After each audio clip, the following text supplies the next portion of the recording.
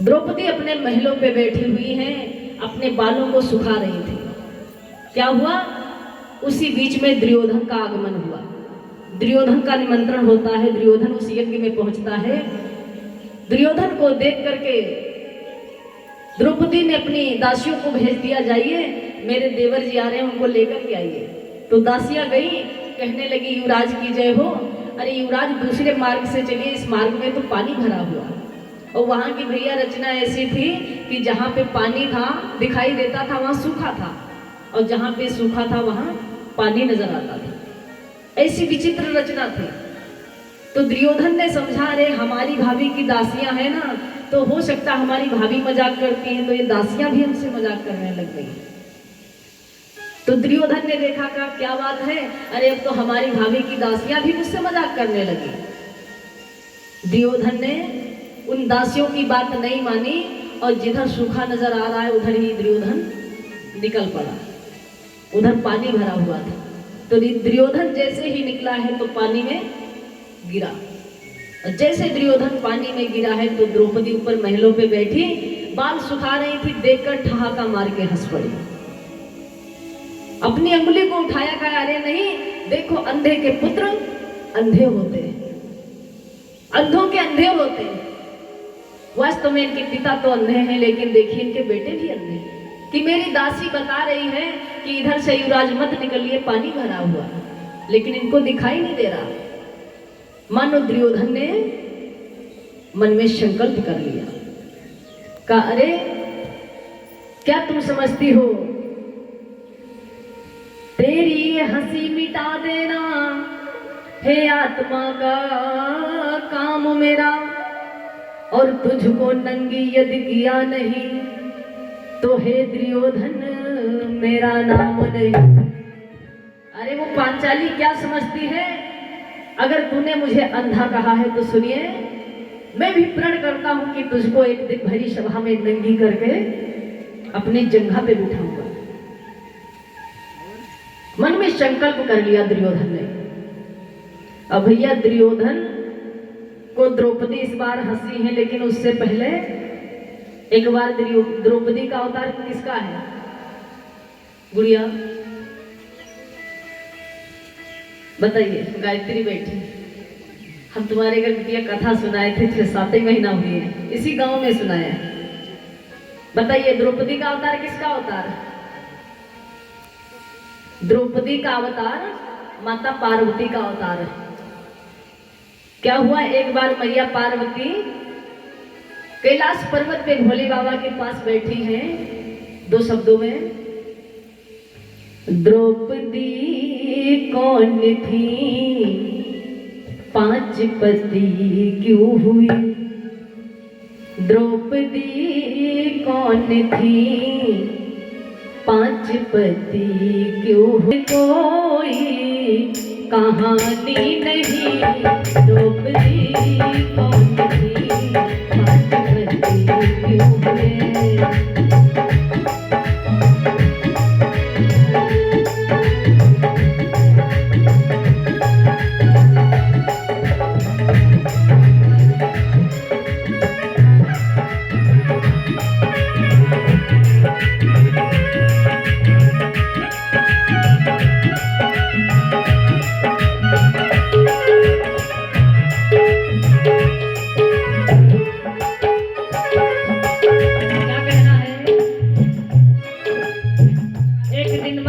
भोले बाबा के साथ में बैठे हैं तो कैसे बैठे कैलाश पर एक दिन पशुपति, भगवान भोले बाबा बैठे हैं मां भवानी के साथ। बैठे कैलाश पर एक दिन पशुपति,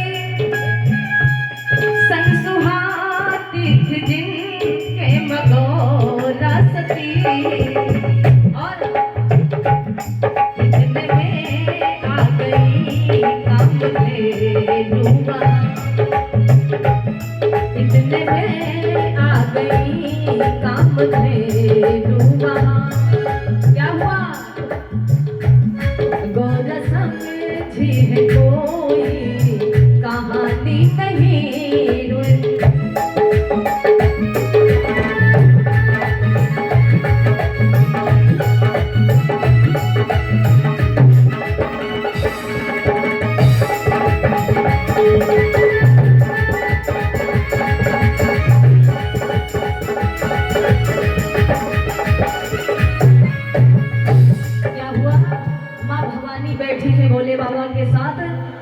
देख रही है कि एक बड़ी सुंदर कामधेनु, मीठे मीठे चलते रहिएगा, कामधेनु गौ माँ निकल पड़ी। तो गौरा ने देख करके गौ माँ को हंस दिया। क्या कही, क्या बोली है गौरा, पांच बैनाथ संग में उस गाय में, उस गौ माँ के साथ में 5-5 बैल घूम रहे हैं। पांच बैनाथ संग में उस गाय में, देखी गौरा कहा शिव से मुस्काई के, हे स्वामी नाथ साहस जरा गाय का देखिए, नाथ साहस जरा गाय का देखिए। 5 बैलों के संग में नचाती नहीं द्रौपदी कौन की, 5 बजे क्यों हुए का घबराती कोई कहानी नहीं द्रौपदी कौन की।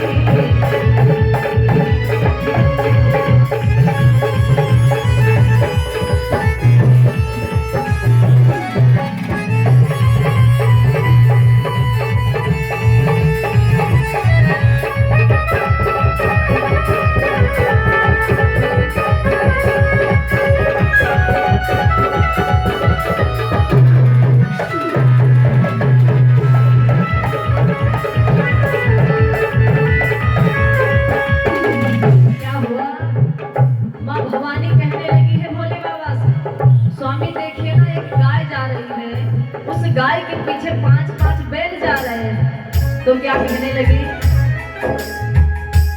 सुन के अपमान अपना उस गाय ने, सुन के अपमान अपना उस गाय ने, तेरा साथ होना तो फिर गाय ने। 5 पर में होंगे तुम्हारे पति, 5 पर में होंगे तुम्हारे पति, मिथ्या होगी ये कहानी कहानी नहीं द्रौपदी कौन थी, 5 बजे क्यों हुए कहानी नहीं द्रौपदी कौन थी, 5 बजे क्यों हुए।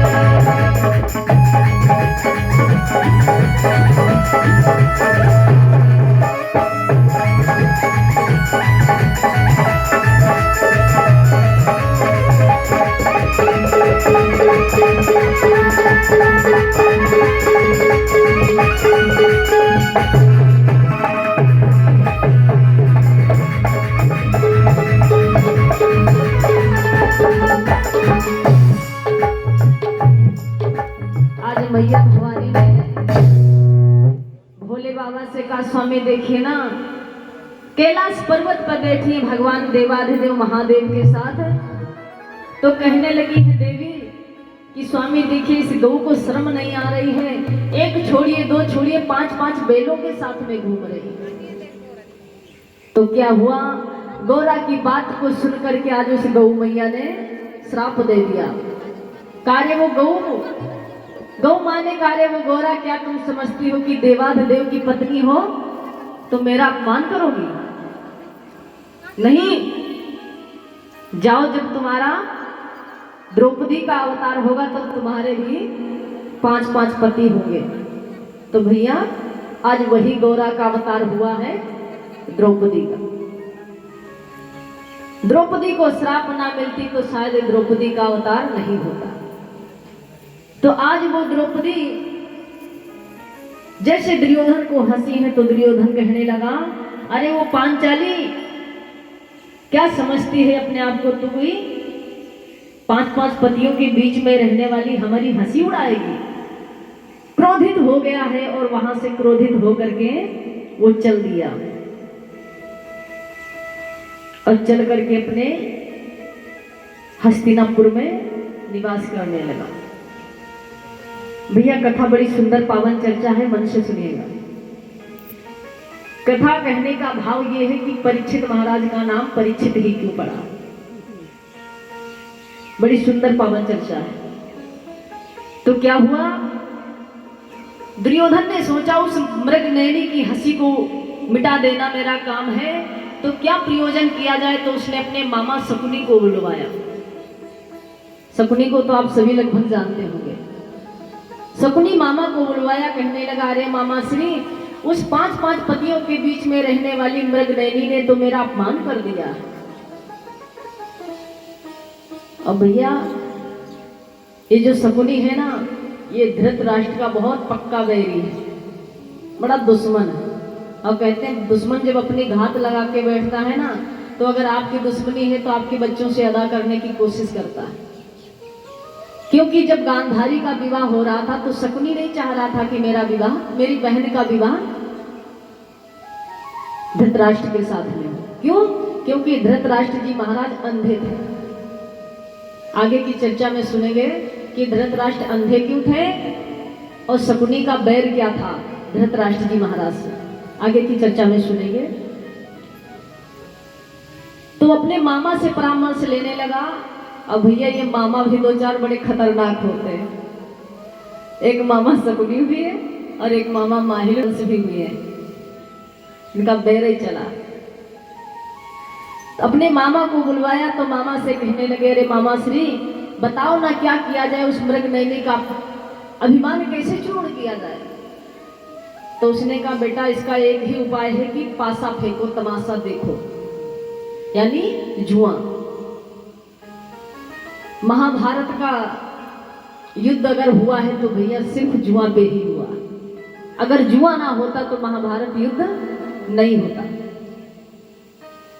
तो इसलिए जुआ खेलने वाले भैया जो भी अगर कोई बैठा है तो बुरा मत मानिएगा, और कोशिश रहेगी कि जुआ को नहीं खेलना है, ठीक है। जब महाभारत में बड़े बड़े राजा धराशाही हो गए तो हम आपकी क्वालिटी क्या, ठीक है। जुआ खेलने वालों की स्थिति क्या हुई कि इंद्रप्रस्थ नगरी ही चली गई और उनकी पत्नी जो 5 पतियों के बीच में रहने वाली, उनको भरी सभा में नग्न करने का प्रयास किया गया, घसीटते हुए भरी सभा में लाया गया, जिनकी पत्नी को कोई परपुरुष सपन में भी नहीं देख सकता था। तो क्या है, जुआ का परिणाम। अगर जुआ नहीं खेलते महाराज युधिष्ठिर तो द्रौपदी को भरी सभा में खींचने का साहस नहीं था दुर्योधन के अंदर। तो दुर्योधन ने अपने मामा से पूछा, मामा ने कहा, भैया पासे फेंको, जुआ खेलो, बुलाओ 5 पांडवों को। तो आज दुर्योधन ने 5 पांडवों को बुलवाया और जुआ खेलना प्रारंभ हुआ। और जैसे ही जुआ प्रारंभ हुआ तो भैया जुआ का तो माहौल, 1 दिन जीतोगे, 2 दिन जीतोगे, 3 दिन, और चौथे दिन बारी आएगी तो कहो जितनी कमा के रखे हो जीवन में ना, और आपके पिता यानी पूर्वज जो भी छोड़ गए वो भी जुआ में ले चलो, वो सब चला जाता है जुए में। तो इसलिए उन भक्तों से निवेदन है कि आज के बाद जुआ कोई नहीं खेलेगा। और हम संकल्प में और कुछ नहीं लेते, हमारी दक्षिणा यही है कि शराब पीने वालों की हम शराब ले लेते हैं और जुआ खेलने वालों का जुआ। और जुआ भैया 2 प्रकार के होते हैं। जुआ भी 2 प्रकार का, एक सिर में रहने वाला, एक घर को बर्बाद करने वाला, और दोनों जुआ बर्बाद करते हैं। सिर में ज्यादा जुआ आ रहा है, समझो बहुत भयंकर समस्या आने वाली है, आपका खून चूस रहे हैं। अब अगर जुआ आप खेल रहे हैं तो भी आपका खून खींच रहा, तो जुआ नहीं खेलना। दुर्योधन ने पांडवों को बुलवाया, धूप पीड़ा प्रारंभ हुई, और जैसे धूप पीड़ा प्रारंभ हुई तो क्या हुआ,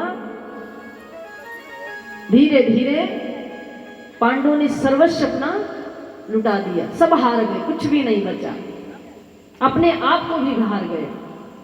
अब जब बारी आई किस पे, द्रौपदी पे, तो दुर्योधन कहने लगा, अरे वो युधिष्ठिर महाराज, अभी तो तुम्हारे पास बहुत कुछ है। क्या रे, मेरे पास कुछ नहीं। क्या रे, तुम्हारे पास तो भी तुम्हारी पत्नी द्रौपदी जो है, हो सकता है तुम्हारा पासा पलट जाए और भैया जुआ खेलने वालों की ये लगन भी होती है। अगर एक बार हार गए ना तो बार बार उसी को खेलेंगे कि अब की बार पासा पलट जाए, अब की बार पलट जाए। लेकिन पलटने के चक्कर में जा ही रहा, तो इससे अच्छा एक ही बार हारो, जुआ खत्म कर दो। जुआ खेलना ही नहीं है, एक नियम बना लो।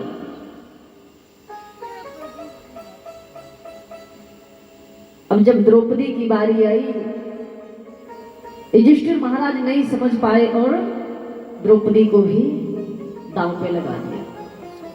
द्रौपदी को भी उन्होंने दांव पे लगाया, और जैसे ही द्रौपदी को दांव पे लगाया तो क्या हुआ, उस सभा में बड़े बड़े योद्धा बैठे थे, लेकिन किसी ने यह साहस नहीं किया कि दुर्योधन को रोक दिया जाए कि नहीं, द्रौपदी को दांव पे नहीं लगाना। और द्रौपदी को दांव पे लगा दिया गया। और जैसे ही द्रौपदी को दांव पे लगाया गया, युधिष्ठिर महाराज जुए में हार गए। जैसे जुए में दुर्योधन ने समझा कि अब तो ये युधिष्ठिर महाराज हार चुके हैं, उसने दुशासन से कहा, रे वो दुशासन, जाओ उस मृग नयनी को जैसी भी है उसको तत्काल बुला के लाओ और मेरी जगह पर नग्न करके बिठाओ। दुशासन गया, द्रौपदी को बुलाने का प्रयास किया, द्रौपदी नहीं आई तो दुशासन ने भैया जबरदस्ती किया। अरे नहीं जाएगी ना तो जबरदस्ती तेरे केशों को पकड़ के खींच के ले जाऊंगा। और द्रौपदी के बाल को पकड़ के घसीटते हुए भरी सभा में लेकर पहुंच गया। द्रौपदी ने देखा, अरे इस सभा में तो बड़े बड़े योद्धा बैठे हैं, बहुत बड़े बड़े बलशाली योद्धा बैठे हैं, भीष्म पितामह, द्रोणाचार्य, कृपाचार्य, धृतराष्ट्र, विदुर आदि बैठे हुए हैं। लेकिन फिर भी द्रौपदी चारों तरफ देखती है और कहती है, भैया इस सभा में हमारा कोई नहीं है। अभी तक तो द्रौपदी ने किसी को नहीं बुलाया, और जैसे ही देखा कि अब हम निस्सहाय हो गए, हमारा सहारा देने वाला कोई नहीं है, तो द्रौपदी ने क्या किया, हाथों को ऊपर उठा दिया। दोनों हाथों को ऊपर उठाया, कन्हैया को बुलाने लगी है द्रौपदी। मोहन अपनी बहना बचाना, कहती है द्रौपदी, मोहन अपनी बहना बचाना, हाय श्याम दुष्टों का है जमाना, हाय श्याम दुष्टों का है जमाना, अपनी बहना बचाना, भैया मेरे बहना बचाना, हाय श्याम दुष्टों का है जमाना, हाय श्याम दुष्टों का है जमाना।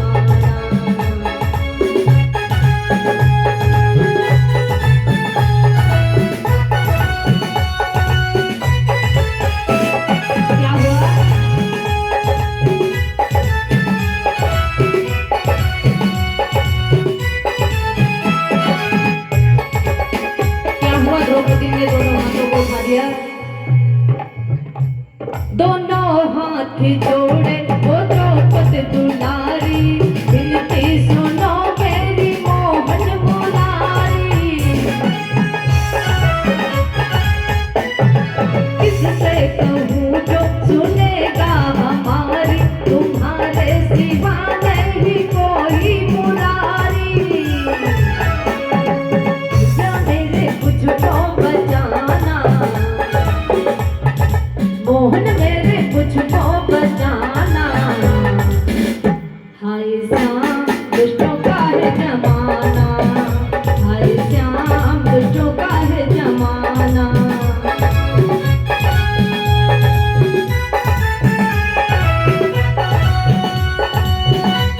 आज द्रौपदी ने दोनों हाथों को उठा दिया, कहने लगी है कन्हैया, आज इस सभा में मेरा कोई नहीं है, तो क्या कहते हैं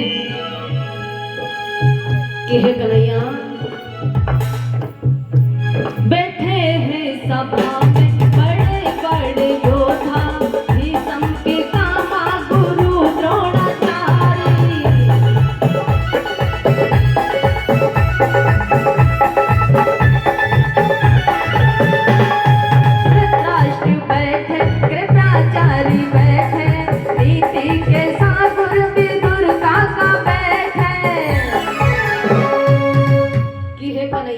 और तो और क्या किसकी कहें कि कौन कौन बैठा है। धृतराष्ट्र बैठे, कृपाचार्य बैठे हैं और नीति के सागर विदुर काका बैठे, भीष्म पितामह बैठे हैं। तो क्या कहती बैठे हैं सभा में बड़े बड़े योद्धा, भीष्म पितामह गुरु द्रोणाचार्य। धृतराष्ट्र बैठे, कृपाचार्य बैठे, नीति के सागर विदुर काका बैठे। सर को वो झुकाए हुए हैं, ये कन्हैया सर को वो झुकाए हुए हैं। हाय श्याम दुष्टों का है जमाना, हाय श्याम दुष्टों का है जमाना।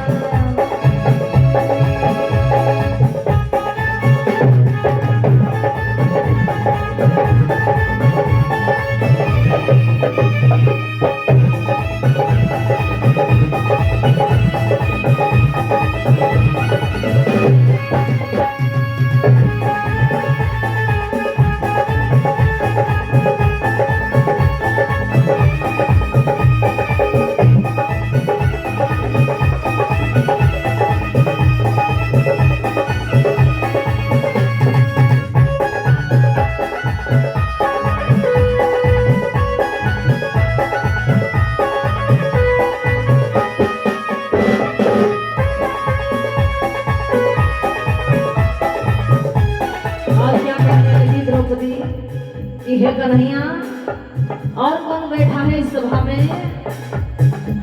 तो क्या कहती है द्रौपदी, पति ने मुझे भी जुआ में बेहारा, आके कन्हैया लगा दो किनारा।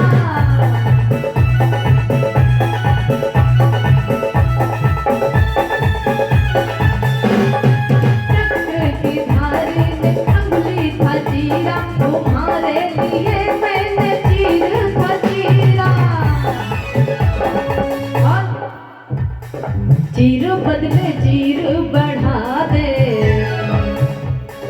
चीर बदले चीर बढ़ा दे। हाय श्याम दुष्टों का है जमाना, हाय श्याम दुष्टों का है जमाना।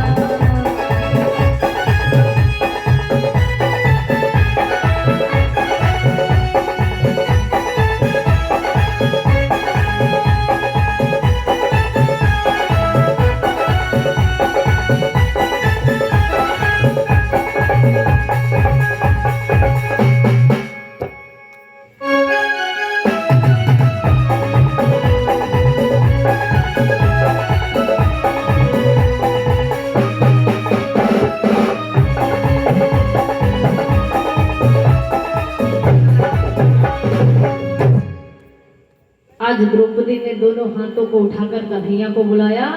अरे वो कन्हैया देखिए ना, इस सभा में हमारा कोई नहीं, बड़े बड़े योद्धा बैठे और हमने सुना है कि धनुर्धारी अर्जुन के तो बहुत बड़ा बल है, यानी हमारे पति के बड़े बड़े धनुषधारी बैठे हैं। पतियों ने मुझे जुए में हार दिया है, लेकिन आज कन्हैया तुम्हारे सिवा मेरा कोई नहीं है।